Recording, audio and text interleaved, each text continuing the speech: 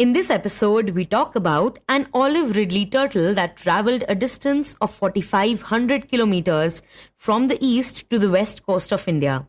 We also talk about the Maharashtra School Education Department announcing that Hindi will no longer be a mandatory third language. But first, we talk about US Vice President J.D. Vance's visit to India. Hi, I am Niharika Nanda, and you are listening to Three Things, the Indian Express news show. On Monday, US Vice President J.D. Vance, along with his family, arrived in India for a 4-day visit. The trip comes in the backdrop of the sweeping tariff regime announced by President Trump against most countries, including India, which is currently on a 90-day pause. Vance's visit began with a dinner hosted by Prime Minister Narendra Modi, marking the first high-level meeting since Trump's inauguration in January. Vance also visited Jaipur yesterday, where he delivered a speech emphasizing the ties between the two countries. I believe President Trump's efforts, joined, of course, by the whole country of India and Prime Minister Modi, will make the 21st century the best century in human history. Let's do it together. God bless you. To discuss the details of the visit and what it means for India, my colleague Shashank Bhargava speaks with the Indian Express's diplomatic affairs editor, Shubhajit Roy. Shubhajit, India has been trying to get the US to sign a trade deal and hoping that it could also sidestep the 27% tariffs imposed on it. So at this time, talk about the significance of the US Vice President visiting India. So, Shashank, firstly, this is a very, very significant visit, especially because this is the first high-level visit from the White House since the inauguration of US President Donald Trump in January this year.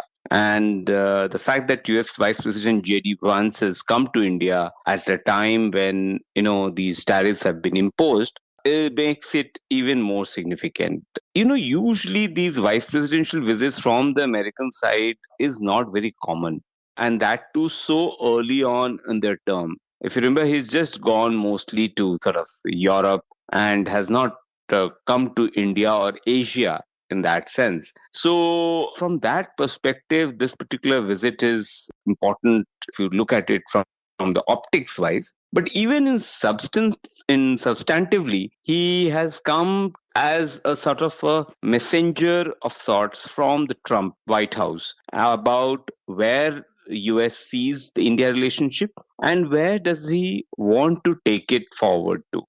And Shubhajit, obviously there is a lot of focus on trade, right? And what India wants. But what are the US's expectations from India at the moment? Well, US especially wants India to buy more American commodities, goods, services, much more than it is doing because there is almost a $50 billion trade surplus that India enjoys. So the Americans, especially President Trump, wants that gap to be reduced, preferably to zero. But he wants this particular gap to be reduced. So for that, India has to buy more, say, defense equipment from America, more sort of agricultural products from the US, and other stuff. So from that perspective, the Indian government has been in a tight spot where when these tariffs were imposed by the US administration, it has found itself in a difficult situation where it has had to negotiate the trade deal with the Americans. And that was launched during Prime Minister Modi's visit to the White House in February this year. And since then, there have been some talks at the negotiators level, at the ministers level. But, this is broadly the expectation from the American side that India should buy more from the US. And Vance had dinner with PM Modi on Monday.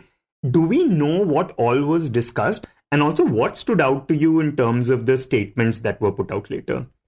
Yeah, so there they very significantly said that they welcomed significant progress in negotiations towards a India-US bilateral trade pact and called it a new and modern trade agreement. So, which is a very, very sort of important, way to put where the negotiation stands right now. And especially at a time when, these Trump tariffs have been paused for about 90 days. And at this point, for the White House, then to say that, they have formally announced the finalization of the terms of reference for the negotiations, laying down a roadmap for further discussions about the shared economic priorities, is a very, very important marker that the negotiations are pushing forward in the right direction, in a positive direction. So that's why the both sides sort of, in their separate readouts, in the separate statements, use the word significant progress in the negotiations. So I think that is something that is to be taken note of. And they both talked about the trade agreement was the main element. But apart from that, the Indian statement said that they continued efforts towards enhancing cooperation in energy, defense, strategic technologies, and other areas. So essentially, as I mentioned, defense is an important element because US wants India to buy more of American defense equipment. Energy as well. The US wants India to buy shale gas and other petroleum products. And apart from that, the cooperation of strategic technologies, especially when it comes to semiconductors or AI or quantum computing. Right, and a lot of the critical conversation around these things actually started during the previous Biden administration. But now the Trump administration, you're right, has picked up on those threads. But apart from this, there was also a statement made by the Indian side which said that PM Modi fondly recalled his visit to Washington and his fruitful discussions with President Trump, which laid down the roadmap for close cooperation between India and the US, leveraging the strengths of Make America Great Again and Viksit Bharat 2047. Tell us what stands out to you about this statement. PM Modi talking about MAGA and Viksit Bharat together. Yeah, so the fact that the Indian Prime Minister statement used the word MAGA and Viksit Bharat 2047 in the same breath, in the same line, is something significant. That the fact that they're positioning it as that they're not contradictory, rather they're complementary to each other. That it's not that the one can be at the cost of the other. So I think that to me stood out again, another element from the Indian perspective, that that's how the two sides took stock and discussed the India-US comprehensive global strategic partnership, the mouthful of framing that the two sides do in terms of framing its relationship. So I think it was a very important meeting, and obviously the family moments were very interesting to see how the two leaders sort of also had a side where Prime Minister took the family, the second family, the Vice President and his family, to around the gardens of the Prime Minister's residence, and he spoke to the kids, he gave them gifts and all of that. So we saw a sort of a very tough conversation in terms of substantive issues, but also softer moments of family time between the two leaders. And Shubhajit, we discussed earlier how one of the key statements has been that significant progress has been made in terms of the ongoing trade negotiations. But could you talk about what sort of other things New Delhi has been doing right now to get a better trade deal out of the US? Well, it has been lowering tariffs on some equipments, some commodities, some products, for example, high-end motorbikes or bourbon whiskey, which Americans want to sell these products to India. But apart from that, I think everything else is part of the negotiations on how the Americans and the Indians can look at the entire big picture of not just the commodities and services, but also the investments that the two sides have made in each other's countries, and also the kind of money that is spent in the American economy by Indians in the US, whether they're students or skilled professionals or tourists. So that too needs to be seen in the context of what is the economic benefit that US derives from India and Indians traveling to the United States. So I think all these are going to be part of the negotiations of the bilateral trade agreement that is expected. I mean, the Indian side and the American side had decided that they should conclude it by fall this year, which is September, October this year. But there is a feeling that they should try and do an early harvest agreement within the 90-day tariff pause period, which ends early July. And they would want to work on all these issues from tariffs to market access in that particular negotiations for the bilateral trade agreement. And Shubhajit, Vance, we know, also visited Jaipur yesterday, where he delivered a speech. Can you talk about how he framed the relationship between the two countries in his speech? So in Jaipur, J.D. Vance, the Vice President of the United States, he gave a speech in which he is the senior-most U.S. administration official representative who articulated the strategy and approach towards India, in which he essentially differentiated the Trump administration from the previous administrations, saying that the Trump administration is not here to preach to India. And in fact, he criticized the previous administrations, especially the Biden administration and other Democratic administrations, of preaching and even being condescending towards India. We come to you as partners looking to strengthen our relationship. Now, we're not here to preach that you do things any one particular way. Too often in the past, Washington approached Prime Minister Modi with an attitude of preachiness, or even one of condescension. Prior administrations saw India as a source of low-cost labor on the one hand, even as they criticized the Prime Minister's government, arguably the most popular in the democratic world. And as I told Prime Minister Modi last night, he then outlined 3 or 4 elements of cooperation. Firstly, that is trade, which was discussed in the meeting with Prime Minister Modi, where they discussed about the trade negotiations. And also he elaborated on the defense equipment sales. And then he also talked about the energy cooperation, where again he would like, and the US would like, India to buy more of energy from the United States. And the third thing he talked about was the cooperation on critical technology, which, the two sides have been cooperating in the last 3-4 years. And that also he headlined in his comments. So these are the elements he sort of sketched out where India and the US can cooperate in this term of the Trump administration. And Shubhajit, usually vice presidents in the US don't have a lot of power, right?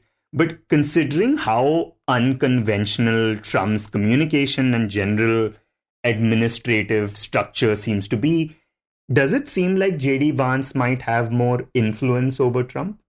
I can't say whether J.D. Vance has influence, but definitely he is a very effective spokesperson for President Trump. So what he says is essentially how we can describe him as his master's voice. So when he speaks, he derives his authority from Trump. So from that context, he has been articulating how US feels about the world, how the Republicans under Trump view the politics and polity in the United States and beyond, and generally the conservative worldview that is being articulated by Vance is a very effective way of communicating to the world about what Trump thinks. So I think we should give him that position and framing in terms of when he speaks for the US president. And vice president visits have not been very common, as we know in the past. I think the last visit that took place by a US vice president was by Joe Biden when he was vice president under President Barack Obama, and he came here in 2013. And before that, there have been very few. In 1953, Richard Nixon had come as the US Vice President. Then in 60s, Hubert Humphrey had come. And later in 84, I think, if I remember correctly, George Bush the senior, he had come when he was the Vice President under Ronald Reagan. So yes, in this particular situation, the Vice President in this administration punches way above his weight.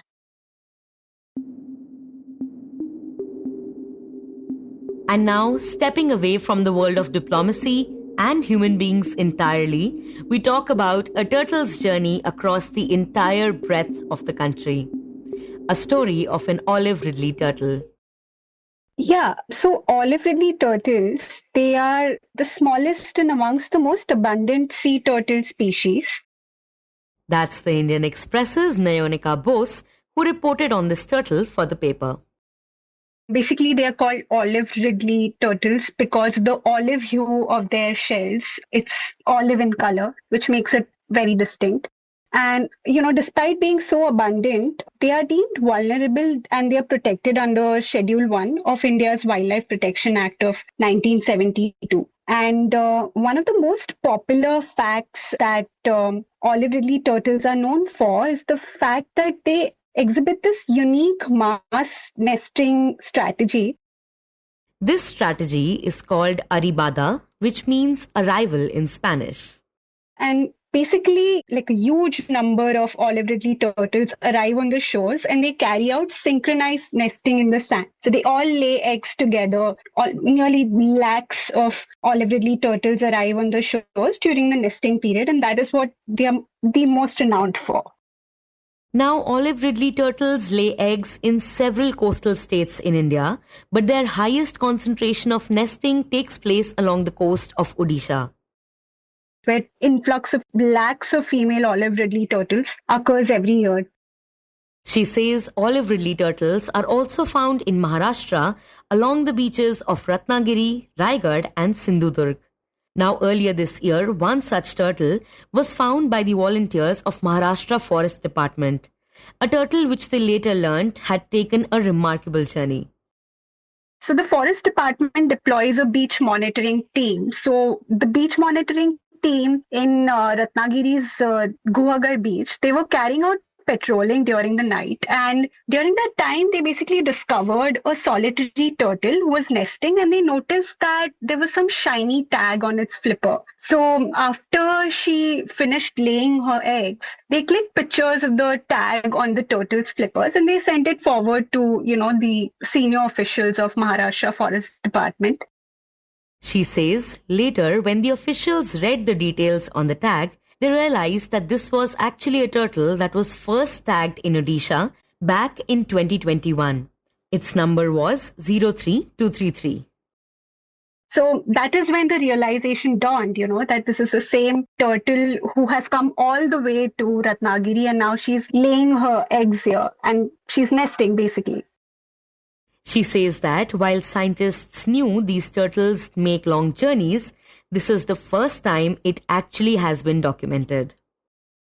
So prior to this, researchers who've carried out tracking work in the past, they have noticed that, they have records of turtles circumventing around Sri Lanka and then returning back to the east coast. But the fact that this turtle has traveled all the way from east coast to west coast and this getting recorded, that is unprecedented. According to Dr. Suresh Pawar, who's the scientist of Wildlife Institute of India, he says that this turtle may have traveled nearly 4,500 kilometers. So the hypothetical route that this turtle has taken starts from Gahir Mata in Odisha, where it was tagged in 2021. Then it travels down the east coast and then it possibly takes a bend around Sri Lanka. It circumvents around Sri Lanka, goes up north to Jaffna, and then from there it starts traveling down to Thiruvananthapuram, from where again it swims forth and it travels along the west coast and it finally reaches the shores of Ratnagiri. So that's a long journey that this turtle has taken. And this is the first time that we are recording something like this. And Nayonika, 4,500 kilometers from east to the west coast. That's a huge distance. So, is it possible that the turtle took a shorter route? Was there an easier or a more direct path that it could have taken? Yes, so there is another shorter route. Again, this is all hypothesis, but the shorter route could possibly have taken the turtle through the Pamban Bridge corridor. Now, we are calling it a shorter route, but it is a relatively shorter route. This also encompasses 3,500 kilometers. That said, scientists strongly believe that the turtle actually might have chosen the longer route is because the longer route takes the turtle across Sri Lanka, which is a very renowned foraging ground where turtles, feed. So yeah, that is the reason why they think the longer route is the one which it could have taken. And Nayonika, is there any way to be sure of the routes that are taken by these turtles? Is there any way to gauge that? Yes, there is. But let us be clear that in case of this particular turtle, the answer is no. We don't know what route she chose. That is because she was flipper tagged. So for perspective, flipper tagging is a more passive way of tracking the turtle, where all researchers will know is the starting point, the identity of the turtle when she's caught. But to answer your question, yes, there is a methodology through which routes can be tracked, and that is through satellite tagging. Satellite tagging will provide all the details of the journey. It will provide information of the routes of each of the turtles. Even so, flipper tagging is the most preferred way of tracking and researching these turtles. That's because it's more cost effective and it's also more practical and easy, And what are the experts in the field saying about this unusual migratory pattern? What do they have to say about turtle 03233? They are surprised, to say the least. So Dr. Basudev Tripathi, who actually tagged the turtle 03233, Dr. Basudev Tripathi is from the Zoological Survey of India. So he said that the discovery of this particular turtle on the shores of Ratnagiri in Maharashtra actually throws a very new light on the nesting patterns of, Olive Ridley turtles. And other researchers like Dr. Kumar from the Wildlife Institute of India said that the fact that this turtle has exhibited dual nesting strategy in the two different locations has also further added to existing knowledge. So basically what we mean by dual nesting strategy is that when this particular turtle was flipper tagged in Odisha, she was mass nesting. All right. But when she was discovered in Ratnagiri, she was nesting alone. So there are two different patterns of nesting that the same turtle is following. So now that has also challenged the existing notions about, the patterns of nesting, the patterns of migration. All of that has been now sort of challenged in a way by this particular turtle. And for those who might not be familiar with how these turtles nest, can you maybe talk about it a bit more? Yeah, so see, according to researchers, there are two methods through which turtles carry out nesting, Olive Ridley turtles. The first, which I told you initially, is the Arabada technique, which it is more popular for, which means that a lot, like huge numbers of Olive Ridley turtles will come on the sand. They'll come to the shores and then they'll lay their eggs and then they'll return back into the sea. After 45 days, they come back. And so that is the mass nesting strategy. That is one strategy. Maybe this is a common strategy being used, like dual nesting is probably common amongst other turtles as well. It's just now it's getting recorded this way. And Nayonika, how do you think this case is going to impact the ongoing research regarding Olive Ridley turtles? Yeah, well, in a way, this discovery has given a fresh impetus to the ongoing flipper tagging program, especially in Maharashtra. Like after earlier this year, the Forest Department in Maharashtra, along with the Wildlife Institute of India, they started the flipper tagging program in Ratnagiri and Raigad and Sindhudurg. And moreover, it has also raised awareness about the need for more extensive tracking, to understand these migratory patterns of these turtles. Being a protected species, Dr. Kumar said that the correct estimation of their population in the long term is very crucial to have a strong baseline as it can enhance the future conservation efforts. So that is the impact that this unusual case has had in a way.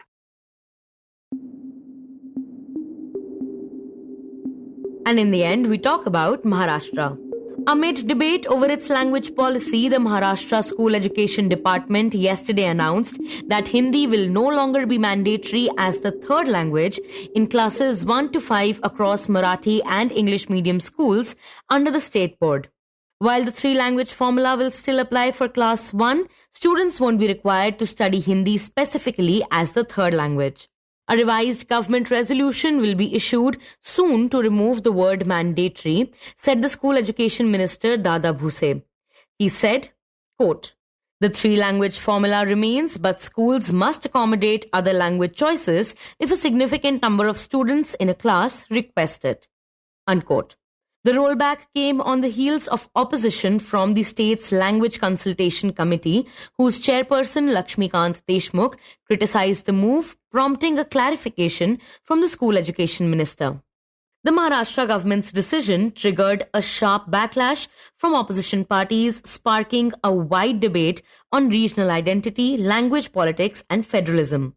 Parties across the opposition spectrum, Maharashtra Navnirman Sena, led by Raj Thackeray, Shiv Sena UBT under Uddhav Thackeray, and Congress have opposed the perceived imposition of Hindi.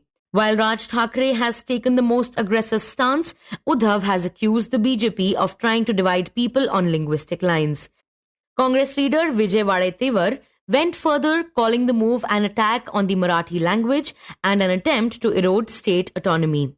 The ruling BJP finds itself on the back foot in a state with a long history of linguistic assertion. While Chief Minister Devendra Fadnavis has argued for the utility of Hindi as a common medium of communication, he also stressed the importance of preserving Marathi. The BJP is wary of being perceived as anti-Marathi, especially in Mumbai, where the Marathi versus non-Marathi divide has long shaped politics. You were listening to Three Things by the Indian Express. Today's show was edited and mixed by Suresh Pawar and produced by Shashank, Bhargava and me, Niharika, Nanda. If you like the show, then do subscribe to us wherever you get your podcasts. You can also recommend the show to someone you think will like it. Share it with a friend or someone in your family. It's the best way for people to get to know about us. You can also tweet us at Express Audio and write to us at podcasts@indianexpress.com.